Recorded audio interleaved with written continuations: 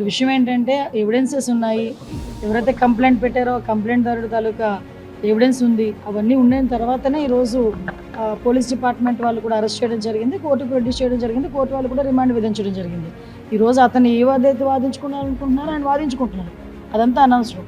ఈరోజు మాట్లాడితే బయటకు వచ్చి ఒక ఎస్సీ దళితుడు ఇలా భయపెట్టారు అలా భయపెట్టారని మాట్లాడుతున్నారు. ఈరోజు భయపెట్టింది వాళ్ళు, బెదిరించింది వాళ్ళు, అతనికి ఆశ చూపిస్తున్నది వాళ్ళు, ఎట్టి పరిస్థితుల్లోని బయటకు వచ్చి ఇలా చెప్పకపోతే చంపేస్తామని చెప్తుంది వాళ్ళు.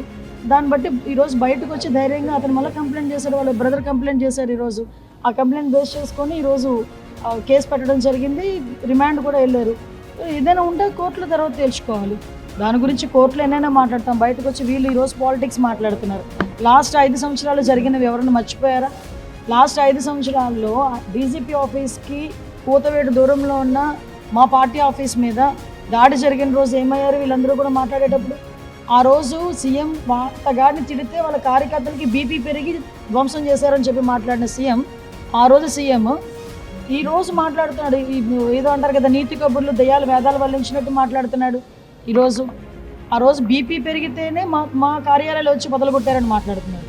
మేము ఈరోజు అటువంటి ఆ కేసులన్నింటినీ కేసులన్నీ ఉన్నాయి, నడుస్తున్నాయి. ఆ రోజు కేసులు పెట్టారు, నడుస్తున్నాయి. వాటన్నిటి మీద ఈరోజు న్యాయ విచారణ జరుగుతుంది. కుట్రలో భాగంగానే ఇరికించారు. ఏంటి కుట్ర? పోలీసులకి ఏంటి అవసరం? ఈరోజు సత్యవర్ధన్ వాళ్ళ బ్రదర్ వచ్చి కంప్లైంట్ పెట్టాడు, నాకు న్యాయం జరగాలి, మా అన్నని ఇలా బెదిరించారు, కిడ్నాప్ చేశారని చెప్పి. సో దాని మీద పోలీసులు యాక్షన్ తీసుకోవాలి కాబట్టి పోలీసులు యాక్షన్ తీసుకున్నారు. దానికి సంబంధించి కోర్టులో ప్రొడ్యూస్ చేశారు, ఎవిడెన్సెస్ అన్ని ప్రొడ్యూస్ చేశారు. దాని మీద రిమాండ్ విధించింది కోర్టు. ఫర్దర్గా ఏమైనా మాట్లాడుకుంటారు, కోర్టులో మాట్లాడుకోవచ్చు. కానీ నేనేమంటానంటే ఇవన్నీ జరుగుతున్న నేపథ్యంలో బయటకు వచ్చి మాజీ సీఎం పులివెందుల ఎమ్మెల్యే బయటకు వచ్చి ఆయన బాధపడిపోతూ మాట్లాడుతూ ఉంటే 5 సంవత్సరాలు ఆ బాధ ఏమైపోయింది? లాస్ట్ 5 సంవత్సరాలు అన్ని పార్టీ కార్యాలయాల మీద దాడులు చేశారు, మా మీద దాడులు చేశారు, మా మీద అబద్ధపు కేసులు పెట్టారు. మేము నిజంగా రివెంజే తీర్చుకోవాలి అనుకుంటే 7 నెలలు ఎందుకు ఆగుతాం? ఈరోజు వరకు ఎన్నెన్నో మాటలు మాట్లాడిన వాళ్ళు అందరూ కూడా రోడ్ల మీదకి వచ్చి బాగానే మాట్లాడుతున్నారు కదా. మేము వాళ్ళ మీద ఏం కక్ష సాధింపు ఏం చేయలేదే.